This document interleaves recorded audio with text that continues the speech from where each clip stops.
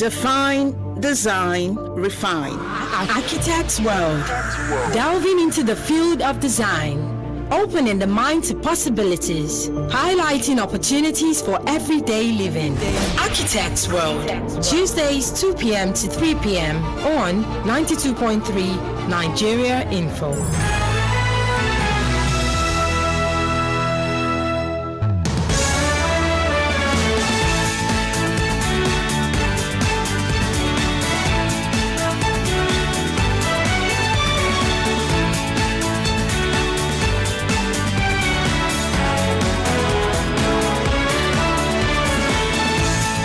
Very good afternoon to you. Compliments of the season. It's Christmas season, and you know the air has been infiltrated with the euphoria of Christmas, of food. And I like food, so yeah, don't blame me. Anyway, welcome back to the show. This is the Architect's World. Every Tuesday at this time, we get to delve into the world of design, and we talk buildings, maintenance, everything that's got to do with the design. The building space, not just in Nigeria, across the world. As always, I'm joined by my guest, the one and only Abel. I don't want to start, so let's just go right into it. Architect Ebi Bozimo, good afternoon to you. Welcome to the show. Hi, good afternoon, Gabby. It's great to see Christmas personified in you today. Oh, I didn't want to start though. Now you want us to go down that route. And welcome to the show. It's always a pleasure to be here. And as usual, we wish everyone who's listening to the station all the very best this Christmas. No matter what's happening, we thank God we're here, we're alive, we can listen, and we can learn. Amazing. What are you going to be doing for Christmas, by the way? Just curious. I'm looking forward to spending some time with my parents. Every hour with them is valuable, so right. I must make sure I take the opportunity to hang out with them and the rest of the family. Yeah. That's beautiful. I don't know what I'm going to be doing for Christmas yet. Well, I guess I'll figure it out.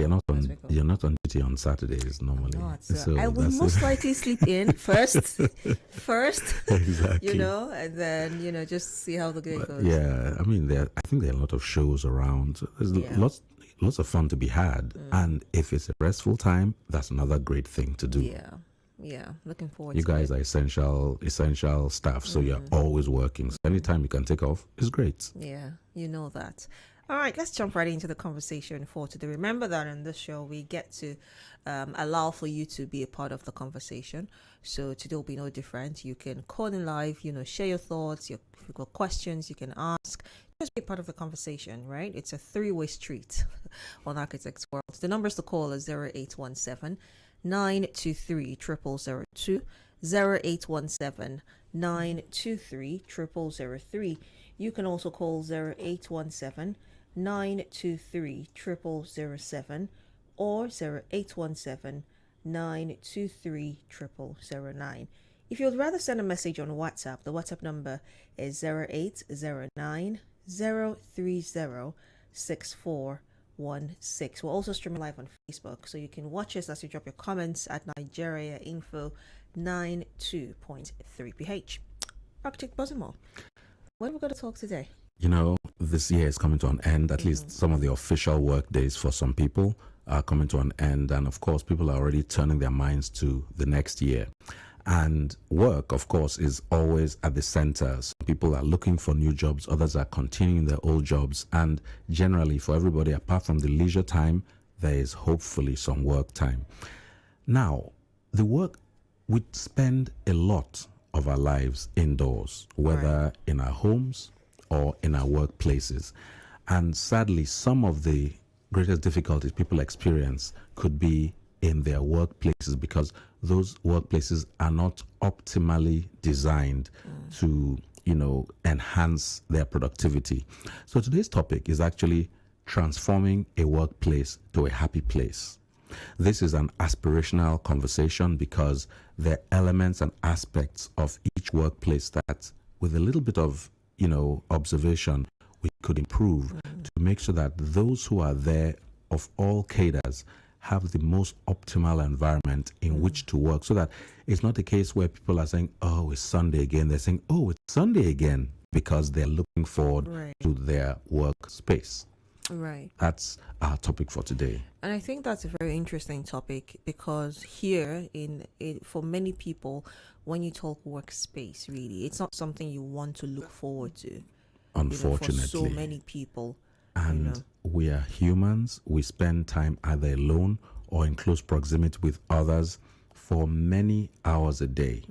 So there are things that can be ensured in the design to ensure that the workspace is really somewhere you look forward to, somewhere your energy levels don't drop the moment you walk in the door. I've heard stories of people who have such poor working conditions. I'm not talking about the toxic boss, just the working conditions are so bad that they'll drive all the way to the office, and when they just look at the building, they feel like just driving away. That's not how anyone should approach their workspace. So, I mean, to get going, one of the first things you always want to ensure in a workspace is sufficient illumination. You see, you have different types of lighting. This is where the architect works with the electrical engineers and every other person to ensure that, first of all, in the design of the space, you have identified who will be doing what, where, within those spaces. So you've identified the workers, the kind of furniture they ought to use to do their work, and then what kind of tasks they're doing. Because you can have your general lighting. Typically, an office space, you'll have your general overhead lighting. But there might be some tasks in some environments that need specific focused task lighting. That doesn't just happen, because if it's not thought of originally, you'll find that people are connecting extension cable to extension cord to this, and you're creating a trip hazard, maybe even a fire hazard. There's no point, if you had not thought of it in advance, in having all these lengthy connections. When you thought about it in advance, i.e., the process of design was properly done, the owner and the architect talked about what is going to go on and how it's going to be done, and that was now translated into plans, elevations as well, because it's not just the floor plan when you're looking down at the job, but how are things placed. Like you take this studio, the TVs are strategically positioned so that while sitting in your chair, you can see them. If they were a few inches lower, you couldn't see all of them. This is deliberate. Of course, the entire wall height is there. There is a reason somebody made this work the way it does. The same thing happens in all workspaces. Table heights, workstation heights, everything has to be properly used according to the human dimension. We call it ergonomic dimensions. It has to work with normal human beings. And then you supply the power and provide the fixtures that would let people do focused task lighting. So lighting, that's the artificial kind. Another form of light that's so important whenever you can bring it into a workspace is natural lighting. There is something about the God-given natural sun that is like a tonic to the human system. So some of the best workspaces have properly placed fenestration. Fenestration includes ordinary windows or curtain walls or whatever other kind of open panel, either on the side of the building or even in skylights. Sometimes you introduce some lighting from the top of the building. The whole purpose being to let natural daylight come into the space, dapple across that gives a vibrancy to life. Now, side by side with that, especially here in the tropics, you always want to make sure as an architect that you minimize the direct beams of the sun, because those two, side by side with the light, would introduce heat. So in design, as an architect, you are taking into consideration the orientation of the windows. Where is the sun rising and falling?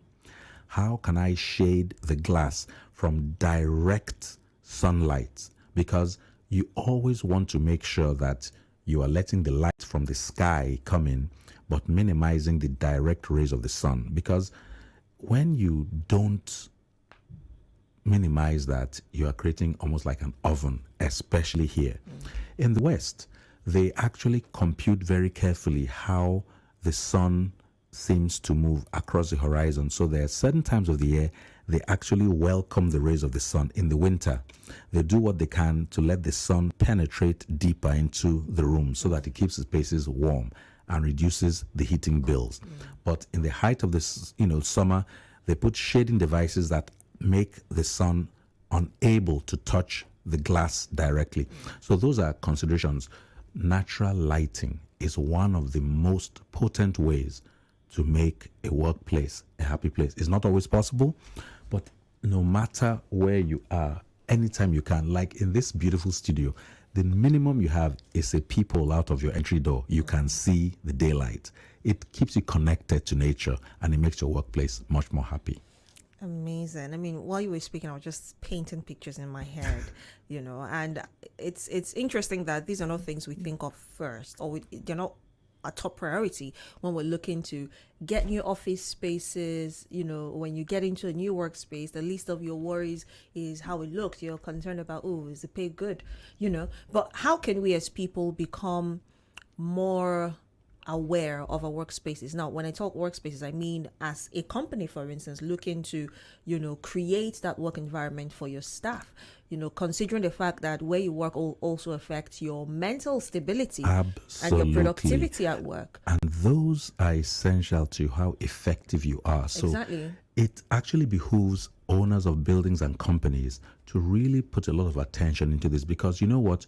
You will pay your staff X. No matter, right. The qualified staff will merit what they're earning. When you create an ideal, i.e. a happy environment for them to work, you will maximize your return on that investment in the staff. So it goes beyond saying that you should try, as an owner of a company, to put your workers in the best possible kind of space. And when you are fortunate, as you guys are, to own the building, fortunately this building is well designed by architects, so much. There are lots of light sources and all that. It's a great building, I must say. One or two things, but it's a great building in general.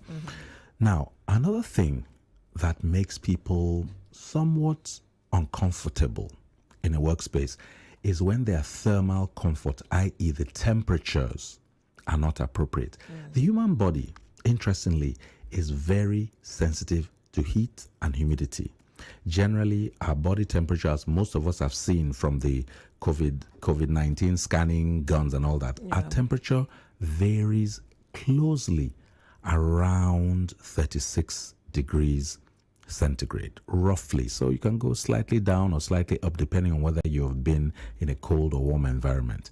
Now, in your workplace, if the temperatures are consistently uncomfortably hot or uncomfortably cold, you find people are distracted. On the cold side, it's maybe a bit easier to deal with, because you can say you're coming to dress appropriately. For certain environments, people wear suits, coats, jackets, cardigans and all that. And, most people can do that and look the part. But when the temperature goes the other way to being too hot, for some of the reasons I said before, maybe the sun is entirely too aggressive in entering the space, and there is not enough ventilation, either mechanical or natural. Right. So people find themselves in a warm, muggy, sometimes humid environment that easily saps the energy. And when your energy is being so sapped, your mental productivity and everything plummets. And so it's very important to have the proper computation for where you need to have your mechanical systems, but also, where possible, to provide the opportunity to ventilate the space naturally. So where you can, it's important to include or incorporate openable windows. That allows, sometimes all the body needs is a slight sense of breeze blowing over the human skin. That can keep your temperatures just right at the range that human beings find comfortable. Of course, comfort varies by gender, by age. It seems sometimes men are able to withstand colder temperatures. Women, it seems, everything is general, but it has been found in studies that women tend to need warmer temperatures. So even in your design and all that, as an architect, working with the mechanical engineers who are the ones in charge of these systems, you want to make sure that you're creating that average that most people can cope with. You don't want it too hot, you don't want it too cold. When you have that balance, the workers, again, are coming to a place that they look forward to. There are some banks, I understand, where some of the workers are almost afraid to go into the banking hall because I understand the banking hall, by definition, has very many people at certain times. So the designers sometimes have provided for the maximum capacity so that people don't become hot inside the hall. But when those places are relatively empty, maybe before work starts or after work, when they're putting the books together, the places can be extremely cool. So you'll typically find that the banking people have their jackets and their cardigans on the backs of their seats. So that explains that. That's why, apart from looking good, they always want to keep themselves comfortable when the AC pressure is too high. But that, of course, can also be guided. You don't have to have everything on all the time. You can step it up according to population and step it down according to population. It doesn't have to be on full blast all day. Right. And when you do that, you're also conserving energy. Energy is at the heart of most of what we need, whether it's for lighting or cooling. So you want to do designs as an architect, working with your electrical and mechanical consultants to ensure that the owner is spending as little as they possibly can. Because remember, the cost of the building is the first thing, but the cost to run the building efficiently can be extremely difficult if you don't think up front. That's why you are thinking about how to transform your workplace to a happy place. It could be a brand new building, or even an existing building. You can come and do an audit of the existing condition. Some things are worth doing, some things may be too expensive to do, like an existing building that doesn't have enough glass. You may not want to break other windows, but you may find ways to introduce some additional lighting. There are other ways to do it to make the place more. And even lighting has what they call lighting temperature. There's natural light, and there's artificial light. If you look at a fluorescent light, it has this particular whitish, clear look, like the ones here. But there are other lights, even in the fluorescent family, that have this warmer tones. So even the color of the light, what they call the color temperature, can affect how happy you are in a space, your mood. Interesting. And the mood is a very important part of all we are doing at work and all that. So that's another. Then, and I'll add one more at least: acoustic comfort. Hold that thought. Okay, Before we jump right into that, let's quickly take a quick break. Absolutely. And when we come back, we jump into that. And a roundup. All right, don't go away.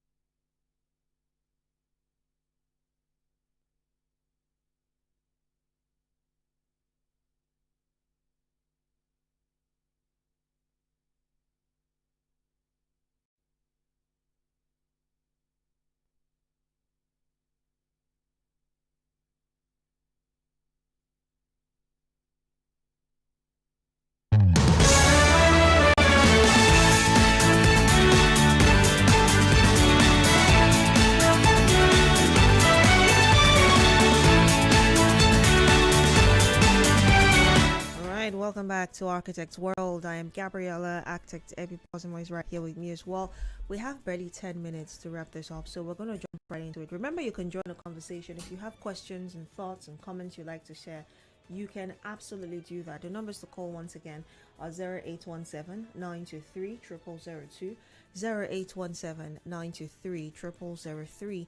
You can also call 0817-923-0007 or 0817-923-0009. On WhatsApp, it's 0809-030-6416. Now, we do have some comments here. We'll just run through them and we'll get to the final point that we do have to share. This is from Architect Stephen Umar Fulham. He says, architecture is like music, which changes the environment to a medium or state. He's right. He's right. Uwanodi Ibuchi says, good afternoon, Gabriella. It's a good thing to be happy at your workplace, because when you are happy at your place of work, you can deliver because you're happy. And there's this joy that people will observe in you when you're happy at your place of work, and you will not feel bored. Uwanodi Ibuchi from HS, send that in. Thank you very much. He's so correct. Using things like things like color and all that, you can actually create the entire mood. People, yeah. Yes, indeed. Absolutely. Good afternoon. You're welcome. Oh dear. Please call back if you can. Right. So just, quickly round up. Yeah. Some other things that help the comfort and happiness of the workers, of the people at work, are things like acoustic comfort. In modern times, there are a lot of open plan offices. Right. That has led to a reduction in comfort for the workers because external sounds can disturb you while you're working. So as much as we appreciate the connectedness of open offices, it's important to also create some space where people can get away from it all, little sitting areas where they can have sub meetings and have that acoustic comfort. You don't want walls that are echoing, ceilings that are echoing. And as modern materials are increasingly harder materials, you don't have carpet anymore. Carpet used to dampen sound. Now you have tiles and other hard surfaces. So you want your acoustic comfort. But the last thing, which we'll not touch on at length, is the air quality inside the spaces. Right here, of course, in Port Harcourt, we're dealing with suites all around, outside and inside. You want to improve the air quality inside the space by improving the ventilation rates, how quickly air is exchanged inside the space. You also want to do what you can to reduce the influx of external pollutants into your space. Of course, in our environment, it's becoming increasingly difficult because the air coming from outside is not all it ought to be. But you have mechanical systems, you have scrubbers, you have filters that you can put onto your AC and all that. Ultimately, when you have a better air quality outside, you can have better effects and air inside. And people really avoid what is called sick building syndrome. When you have poor air quality inside, you find that when you come to work, your entire mood, everything drops. So you want to ensure that people inside the buildings are the air that they breathe is as pure as it can be, because that often translates to great results for the company or building owner. And that cannot be cured by just turning on your air conditioning, because I see people do that. You come into a space and the air conditioning is so strong, it's really cold, but you can still catch that, unclean air conditioner systems actually entrain some external air into the system. But when you have a filter, it can help. But that's not the entire solution. You do need to actually introduce natural air. Even where you can, open the window for a few minutes, half an hour a day, so that the air really exchanges, because the surfaces you have in your room, they retain things, and after a while that air conditioning is just recycling all that. You want to just refresh it every so often. Basically, a happy workplace is a place where the effort has been made by the architect and all the other consultants in association, of course, with the owner, the client, to ensure that all materials and systems there are optimally positioned and specified to ensure that anybody working in there at least can get what they need to get done in the best possible way. Amazing. We're going to have to wrap up now, sadly, because Sure. the time is off. Not a problem. It's the Christmas season. A lot of Yes. people are looking to round up the work year, and by January we'll be, coming back, resuming work Absolutely. for lots of people. This is a great time, if possible, in those weeks where it's shut, for maybe building owners to think of doing one or two things to enhance the work environment when people fully resume. Amazing. It's an opportunity. Ebi Bozimo, thank you so much for your time. Always It's a pleasure. Always and a pleasure. Talk to you again next week, Monday? Bye. Tuesday, I beg your pardon. Maybe next week, or maybe the upper week in the new year, perhaps. Right. Merry So Christmas see you in advance. 2022, I guess. Absolutely. We can talk though. Obviously. Thank you so much for joining us on the show today. Tomorrow we go again at the same time, right after the major news at 12. I am Gabriella once again. Merry Christmas.